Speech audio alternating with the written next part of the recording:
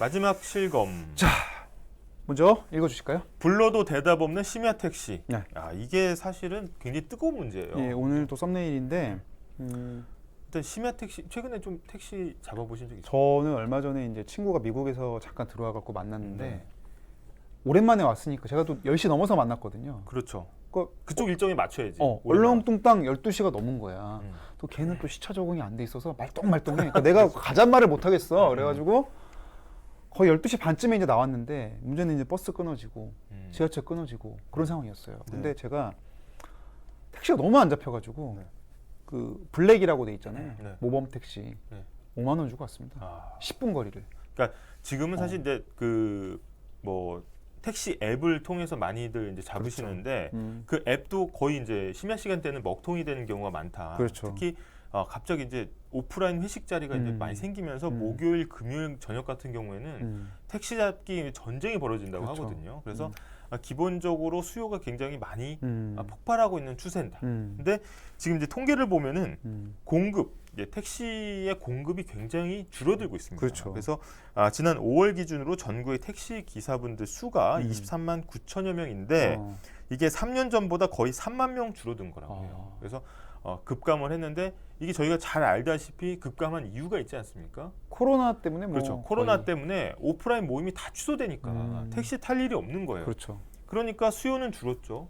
게다가 이제 배달업은 굉장히 성행을 했지 않습니까? 근데 어떻게 보면 택시 기사분들이 수익이 너무 안 나기 때문에 이거 전직을 많이 하셨다고 합니다. 배달업으로 전직을 많이 했는데 이제는 다시 코로나가 살짝 그렇죠. 풀리면서 리오프닝으로 오프라인 모임이 갑자기 늘면서 이제는 택시 기사님들을 구하기가 좀 어려운 상황이에요. 그렇죠. 약간 이제 이 수요 공급의 어떤 미스매치가 지금 나오고 단기간에 있다. 또 기사님들이 오지는 못할 테니까. 네, 그래서 그런 상황이고. 사회적 거리두기 해제된 지난 4월 택시 호출량이 1년 전에 대비해서 312% 증가했다고 합니다. 그러면은 4배가 된 거네요. 호출량이. 그렇죠. 네, 호출량이 거의 4배 됐기 때문에 굉장한 지금 불편이 쌓이고 있고 그러다 보니까 이제 국토부에서도 해결책을 내놔야 되잖아요. 그렇죠. 그러니까 이러면 어떡할까? 그럼 택시 기사분들이 다시 이 업종을 뛰어들기 위해서는 어느 정도 이 돈을 맞춰드려야 되는 그렇죠. 가장 피크 타임이라고 할 수 있는 밤 10시부터 그 다음 날 새벽 2시까지는 할증 요금을 받는 게 어떨까? 이렇게 이제 계속해서 이 제안들이 나오고 있거든요. 실제로 시뮬레이션을 해봤다고 하는데 3,000원의 웃돈을 주고 한번 테스트 해본 모양이에요. 3,000원? 3,000원으로 했더니 확실히 배차 성공률이 높았다고 합니다.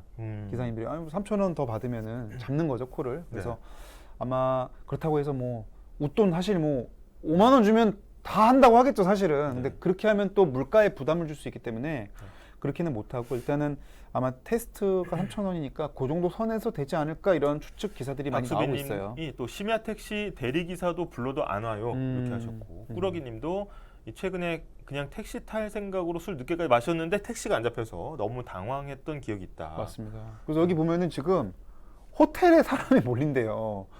에이 그냥 자고 가자 이거지. 오히려. 택시 잡다가 차라리 왜냐면, 외박하겠다. 그러니까 집이 만약에 저처럼 만약에 10분 거리에서 약속이 있었으면은 걸어갈지 뭐 차라리 5만 원 내고라도 가는데 집이 좀 멀거나 그러면은 야 내가 지금 갔다가 다시 나올 건데 이렇게 고생하느니 길에서 허비하느니 그냥 자고 가자 이런 분들이 많다는 거죠. 이런 기사들도 좀 나오고 있고. 저 임태형님이 또 댓글 주셨어요. 네, 지금은 3,000원인데 그게 일반화되면 배달비처럼 폭증할 것 같아요. 가능성 충분하죠. 네, 가능성 충분합니다. 지금은 사실은 이제 그 택시 조합 측에서는 서울시 기준으로 했을 때 서울 중형 택시 기본 요금이 주간 3,800원, 그다음에 심야 4,600원이거든요. 근데 이게 거의 한 2년째 동결이 되고 있기 때문에 맞습니다. 물가 상승 요인에 비춰 보면 굉장히 지금 좀 뭐 눌려 있는 상태다 이렇게 주장을 하고 있는 거고. 또 서민 물가에 있어서는 이런 택시비나 이런 교통 요금이 또 직격탄이기 때문에 뭐 서울시 입장에서도 마음대로 이거를 막 올리거나 할 수 없는 상황이고. 택시 요금이야말로 사실은 이제 가격 상한을 적용받는 업종이잖아요. 네. 근데 이제 가격 상한의 부작용이 결국은 이제 공급이 주는 거죠. 네, 가격 상한이 오면 좀 어떻게 되는 건가요? 아니 가격이 이제 자기가 만약 예를 들어서 뭐 기본 요금 따지긴 이상하지만 뭐 주간에 한 5,000원 정도 뭐 기본 요금이 있다.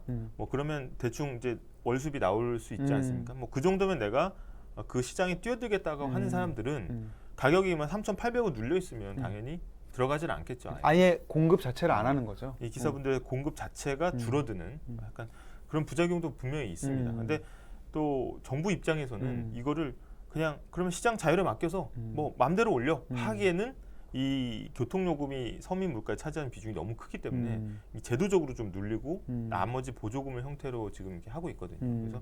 그래서 지금 상황에서는 이 수요 공급의 구조적인 문제를 풀지 않고서는 계속 반복될 거다라는 생각. 그래서 이제 나오는 얘기가 지난 문재인 정부 때 사실상 퇴출이 됐던 타다 같은 그 운행 플랫폼을 지금 다시 좀 부활시키는 방안도 논의하고 있다고 합니다. 그러니까 기존 택시 기사님들은 요금을 좀 올려서 심야에 운행하도록 유도하고, 그렇죠. 반면에 또 가격을 또 어느 정도 경쟁을 시켜야 되니까 민간 부분에서 타다 같은 렌터카를 단기로 빌려서 운행하는 그런 모델도 지금 같이 병행하고 있다고 지금 보도가 나오고 풍왕님은 있어요. 또 솔직히 택시 기사님 처우가 좋다고 말하기는 힘듭니다. LPG 값도 올라가는 택시 요금은 그대로 힘듭니다. 이렇게 말씀해 주셨는데 이 업계에 계속해서 요구가 나오고 있어요. 그래서 하반기에는 이게 어떻게 조정될 가능성이 충분히 있다. 왜냐하면 물가가 너무 올랐기 때문에.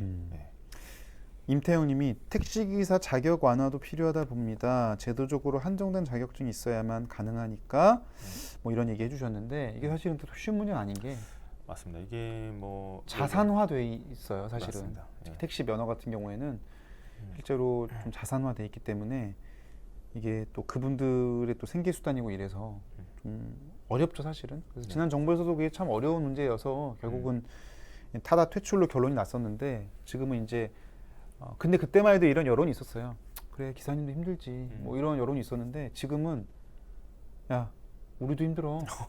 지금 이제 모든 사회가 그렇게 좀 가고 있어요. 이제 팍팍하게 가고 있기 때문에 좀 지혜롭게 좀 절충안을 좀 풀어야 되는데 쉽지는 않습니다. 아니, 마트에서 치킨 팔면 옛날에는 야, 그래도 너 골목길도 생각해야지 마트가 치킨을 파냐. 이거 실제로 퇴출되고 이랬어. 근데 요새는 그런 얘기하면은 야, 나도 좀 먹자, 5,000원에 뭐 이런 거예요. 지금까지 사실은 우리 사회의 어떤 좀 배려나 사회적 공존이나 이런 가치들이 이렇게 경제 위기 상황이나 좀 침체 상황에서는 많이 팍팍해지고 있다. 그럴 수 있어요. 그래서 그럴 때일수록 또 찾아야 되는 게 있습니다. 우리의 중심을 잡아야 되기 때문에 우리가 또 이 시사나 이런 교양 이제 흡수해서 자기가 좀 생각하는, 나만 믿어야 돼요. 나만 믿은 시기가 오고 있습니다. 바로 그걸 하려면 어떻게 해야 되죠?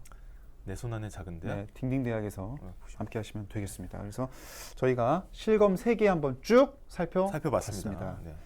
자, 지금 뭐 빌로바 TV님 너만 힘드냐 이러셨고, 네.